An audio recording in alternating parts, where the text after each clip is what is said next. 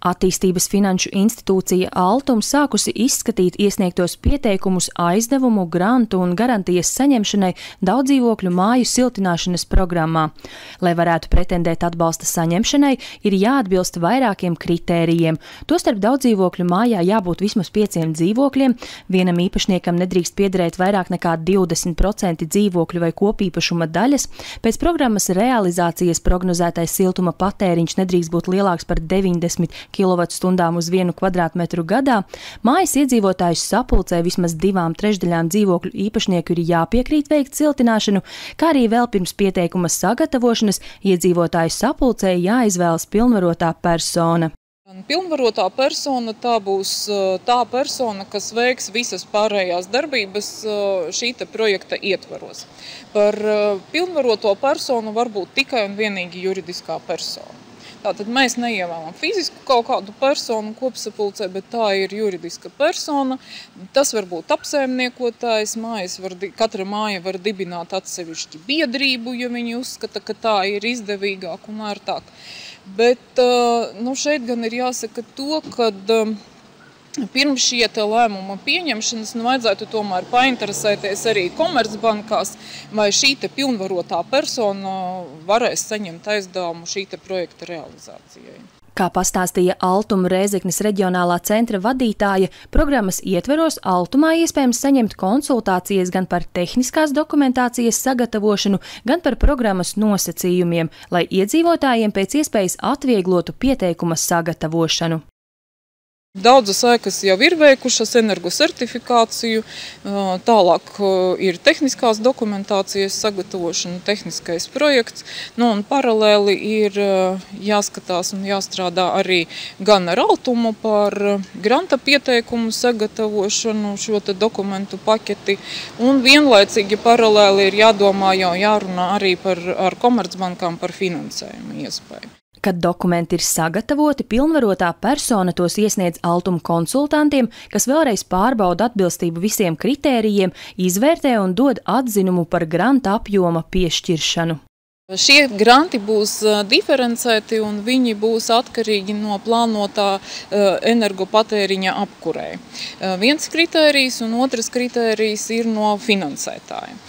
Respektīvi, ja plānotais energopatēriņš gadā nebūs lielāks kā 70 kWh uz kvadrātmetru gadā un aizdevums tiks ņemts kredītiestādē, tad šis grants būs 50%.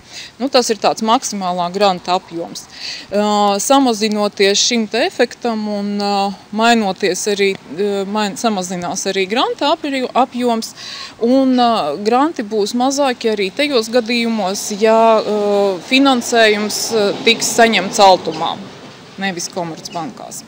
Uz šo brīdi faktiski notiek sarunas ar 4 Komercbankām, kas ir izteikušas gatavību piedalīties šīs programmas finansēšanā.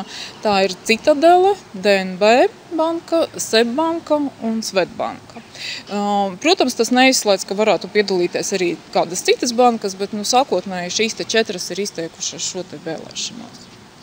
Par programmā piešķirto finansējumu būs iespējams veikt ēkas inženiersistēmu rekonstrukciju, jumta nomaiņu, ārsienu siltināšanu, apkures karstā ūdens un ventilācijas sistēmu nomaiņu, kā arī citus darbus, kas ir neatsverami, lai pirms 40 un vairāk gadiem celtajām daudzdzīvokļu mājām būtiski pagarinātu kalpošanas ilgumu. Protams, ka ēkas renovācija ir vērts taisīt, jo tas uzlabo ne tikai ēkas to vizuālo estētisko izskatu, bet arī ēkas funkcionālo un arī siltumtehniskās īpašības. Siltumizolācija pirmkārt aizsargā ēku no liekam siltuma zudumiem un arī aizsargā esošās konstrukcijas no atmosfēras iedarbības, respektīvi no kaut kādiem lietiem, temperatūras spriegumiem, no nokrišņiem. Daudzdzīvokļu māju siltināšanai šajā programmā ir atvēlēti 166,5 miljoni eiro. Plānots, ka programmas ietvaros aptuveni 1700 ēkas iegūs jaunu un siltu veidolu.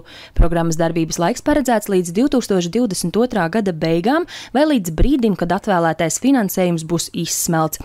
Tāpēc speciālisti iesaka nevilcināties un iesaistīties programmā jau tagad. Šis ir varbūt tāds ļoti izdevīgs brīdis, jo nākošajos plānošanas periodos vispār nav paredzēts atbalsts daudz dzīvokļu māju siltināšanas un energoefektivitātes pasākumiem.